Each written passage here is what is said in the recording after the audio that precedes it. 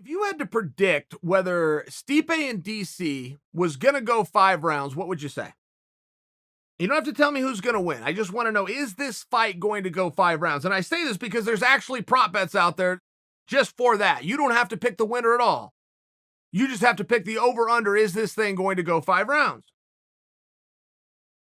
That's a bit of a complicated question. I will tell you this. I am inclined to say that it does. Now, I, as somebody who believes when somebody makes a statement of prediction, they have to point to some piece of history for context. I have no piece of history. In fact, history says the other way, right? I mean, they fought 2 times. Neither one went the distance. Why am I the one to say that this one is going to go? Well, not so fast. I'm not sure history doesn't say they did. I mean, look, here, break this down. First fight, over in just over 2 minutes, right? 2 minutes, 48 seconds off the top of my head. Second fight, just short of 20 minutes.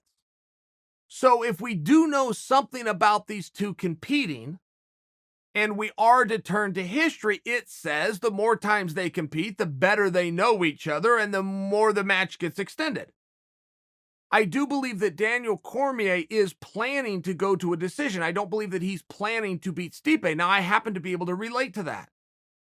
Whereas the guy that ever got, I'm using myself here, but if he ever got a finish, it was a little bit of a surprise. Just wasn't really finished guy. Was position guy, control guy, win the round guy, strategy, these types of things. And I only bring that in because if Daniel's going to finish Stipe, then I would ask you, how's he going to do it? You've seen him knock him out, but I think you could agree that would fall into the category of caught. He caught Stipe. Okay. But we've also seen Daniel on top of Stipe, and he was able to do a level of damage. So do you think Daniel's going to catch him? Do you think he's going to knock him out? Or do you think he's going to submit him? Because those are your only 3 options. If the fight does not go 5 rounds, and it favors Daniel, then I would ask you, how does Daniel beat him? And I think that the large majority, if we were just doing a popularity vote, would have to go with TKO. Daniel's been very open on his strategy. I'm going to get on top. I'm going to keep him there.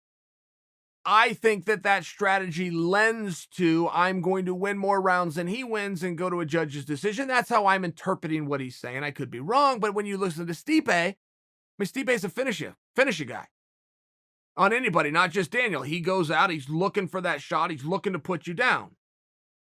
He's got a big axe, you're a big tree, and he's willing to take a whole bunch of bites out of it until that tree falls over.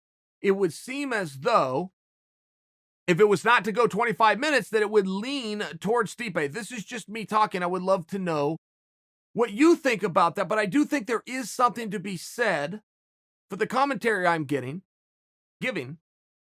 that between their first fight and their second fight, if there's one thing that we do know for sure, it's that as these guys feel each other, they do start to extend the minutes, and that's very common. Some of the closest matches you'll ever see, it can be basketball, volleyball, wrestling, any sport. Some of the closest matches you'll ever see is between 2 teammates. And you might have one teammate, the varsity guy, and he's won everything there is to win, and you never even heard of the JV guy because he never got his spot. Any sport. But they practice together every day, and they just start to know each other. And if anybody can make this a long, drawn-out contest, it's going to be that backup guy. Now, the reason for that isn't because he's studying him. It's just that he's felt him. He just feels him. I mean, there's something that you learn on the go. There's something that you learn from on-the-job experience, and fighting is no different. For sure, we can have the gotcha moment. That can go either way. I think for anybody that wants to take away from Daniel's glorious moment and say he caught Stipe, I think that they have to also say that Stipe caught Daniel. I mean, Stipe in that 4th round did dip outside and boom, find that body shot and count them 14 times. When I talk about a lumberjack swinging an axe against a big oak tree and just taking out little pieces till it falls, I mean, that's exactly what happened. To explain the complexities in that shot that Stipe landed would be very difficult rhetorically for me to do. If I gave you a heavy bag that is absolutely still and not moving and told you to go up, dip outside, and hit it right in this point, I took a marker, so I drew a little spot on the heavy bag, it would be very hard for you to do. Like if you just walked up to it, you slap it one time or so, you wouldn't know how to do it. No, you got to turn and It's just one of these things that's very hard to do. Now, if all of a sudden that heavy bag's moving, okay, now all of a sudden that heavy bag happens to be the best fighter in the world named Daniel Cormier, and now all of a sudden you're absolutely exhausted and down 2 rounds and still asked to dip outside and find that target. And not only do you do it 14 times. There is something to the caught element of that too, because if that was so simple and so obviously in front of you, then why didn't he do that in the very first round? Why didn't he do it in the second round? It took Stipe some time. It took him some time to catch up with some of the movements and the motions. Took him a little bit of time to see what was available. Boom. And there's a rule in fighting. If something works, go back to it all night long. Theory being twofold. First off, if it worked once, it's going to work again. And second, the reason it's going to work again is because your opponent has no time to correct it. If you have a pitfall within sport, okay, great.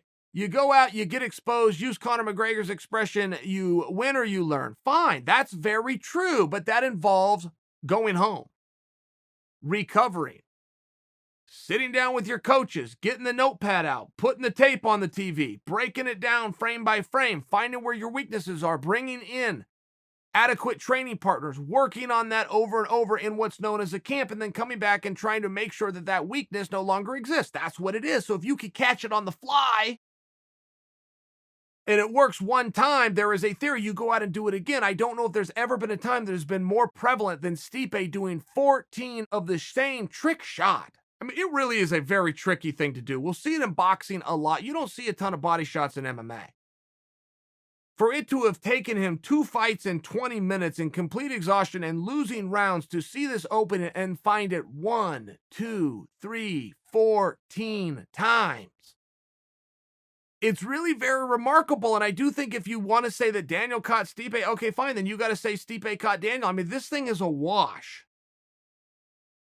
But I would be curious, are you like me? Even though we've seen this twice, even though we've seen that this has not gone the distance twice, do you still feel compelled to believe that ultimately this is going to be a decision?